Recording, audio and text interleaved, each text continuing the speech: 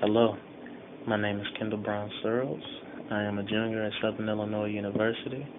I am 20 years old. I am from Evansville, Indiana, and this is my independent study.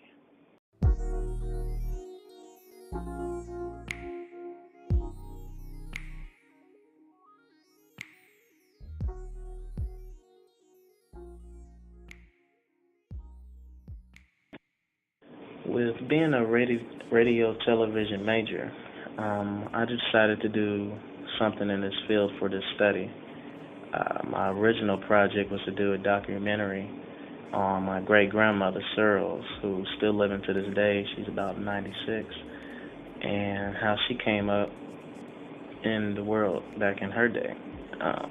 But I was going to really focus on, you know, the black entertainment they had growing up and what kind of form of entertainment they had, who was on the radio, who was on television, and to get back, into what they did for fun, things of that nature.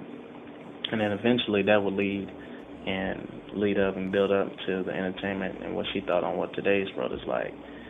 But unfortunately, about a month and a half ago, my grandmother was diagnosed with Alzheimer's, so my dad thought it wouldn't be that good of an idea to really try to talk to her, knowing that she couldn't really remember things, and it was a sad story, but still praying for her. So I decided to do something more different, but yet very interesting because you don't see too many people doing this today. So I decided, since I'm a radio television major, how about I do an interview with myself, to myself. So this clip you're going to hear is myself. I made up a radio station, and I'm interviewing myself. The radio station is called 2.1091, which that's my birthday, and KWBS, which is my initials. So it's basically just, a small interview on an athlete who had to sit out his junior year because of some common mistakes. And yeah, hope you like it. Here he goes. Is anything I'm doing brand new? Brand new, brand new. Show me if this is brand new.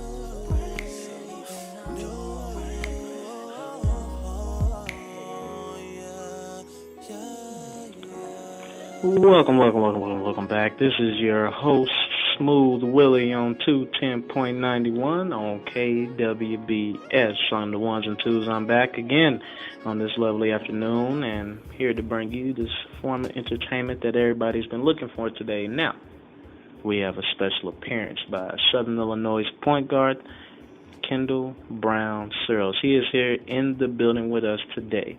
I know this young man is special, coming out of Evansville, Indiana, small town kid, but has really made a name for himself here at this school, and we have him here in the building to get an exclusive interview, and it's going to be a good one. Kendall Brown, what's going on, man? I'm doing well, Willie, and yourself?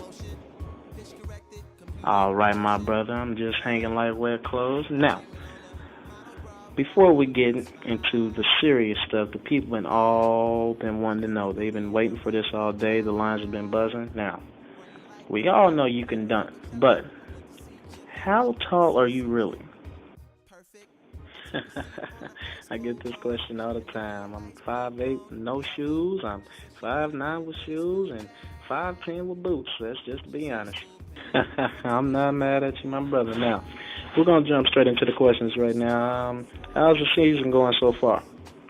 Well, the season has its ups and downs. I wish it was better. It's kind of tough sitting on the sidelines watching my team, but, I'll be out there. The day's coming on December 17th, so I'll be ready to rock and roll. Yeah, man, you win some, you lose some, but you live to play another day. I don't know where I got that from, but I like that quote. Now, for the people out there in the sports world, Kendall, could you please kind of elaborate, your situation on when you're playing, what happened this past semester? Can you kind of elaborate for us? Well, this past summer, I took some online courses. Every all the athletes are pretty much required to take online courses, or not online courses, but summer courses here in school because of preseason conditioning workouts, things like that.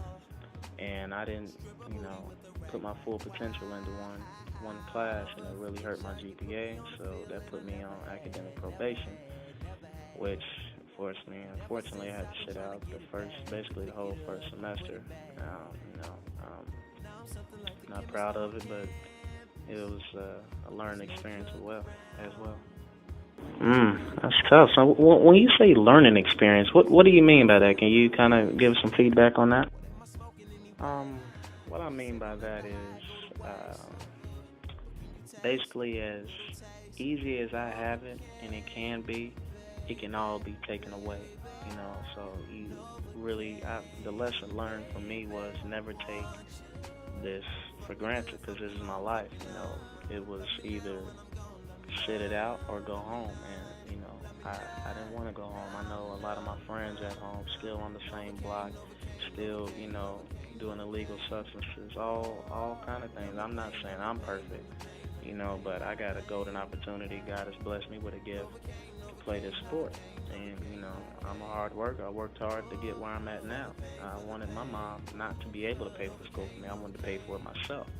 By doing that, worked hard on the court, but what put me in this situation was not working hard enough in the books, and that's what matters first. And,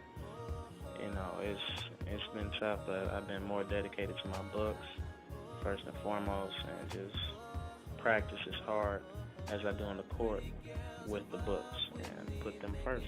Kendall, I'm glad you said that because, a lot of black athletes across the country are, put up on a pedestal, and it's either you're going to make it and get the glory or you're going to fall hard and get pointed at because that's how it is in America today.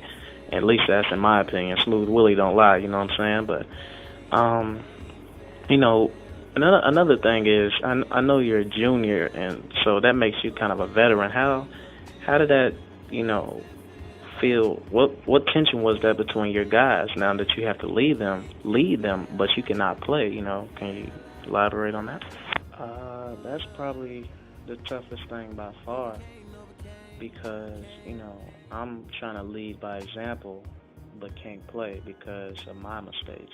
That's kind of being a hypocrite, because I'm leading these guys, trying to show them the right way, but yet I'm in a situation myself where I really can't back up what I'm saying, and that's not what I'm about. I was raised different. My family always told me, my father, my dad, I mean my mother, um, you know, to always keep your word, and I guess the approach I approach with my team is don't be in my position, So I steady push them, make sure you're checking on people there in study tables, making sure they're doing their work, turning on time, being on class on time. Just all the small things to prevent them to be in my situation. So, that kind of falls back again on the lesson learned. Kind of got mixed up on the father-dad thing there, huh? It all happens to the best of us, champ. But I understand that, that's pretty brave of you, and that's very humble as well. So, but I know you said that was one of your hardest things, but what did that really do family-wise? Did it cause friction between you and your folks, or what was the story on that? Whew, man, the hardest that I take that back. It wasn't that talking to my teammates wasn't the hardest. Keeping my word. It was by far the family. I'm very close with my grandfather, and he was hurt the most. Not only was my grandfather always there in my life, but he's always been my support. He's always been in my corner. And the day he found out, I think me and my grandfather didn't talk for about a month. He was upset. And I didn't blame him. I couldn't blame him at all because it was my mistake. And that really made me realize that the people that, care about me the most are the ones I'm hurting the most because they're putting so much effort into me and trying to get me to succeed, and I'm not, giving out 100% effort like they're giving to me, and that really hurts, and you know, it was tough. It made my mother cry. My father was disappointed. I have siblings. I got 3 little brothers, 3 little sisters. And it was almost embarrassing that I had to go back to my hometown and even show my face because, I was always looked at as one of the guys who always had his head on straight. Couldn't see him getting in this situation, this type of situation. And don't get me wrong, I'm thankful for all that and blessed, but, that was just how I was raised to carry myself as a respectful young man. And, I just felt like I embarrassed my family name, and it was tough. Yeah, that sounds tough, Kendall. Sounds really tough, but hang your head, season's coming up, this first semester's coming up. How you finishing up with these grades? That's the main question. My expectations will be to succeed at the highest level, and that is going to be my motto: succeed for the highest level, academically first, and basketball second. Those are going to be my main 2 focus. I'm so antsy and anxious to get out there and just do right, turn my life around and get back out there. Indeed, I bet it was.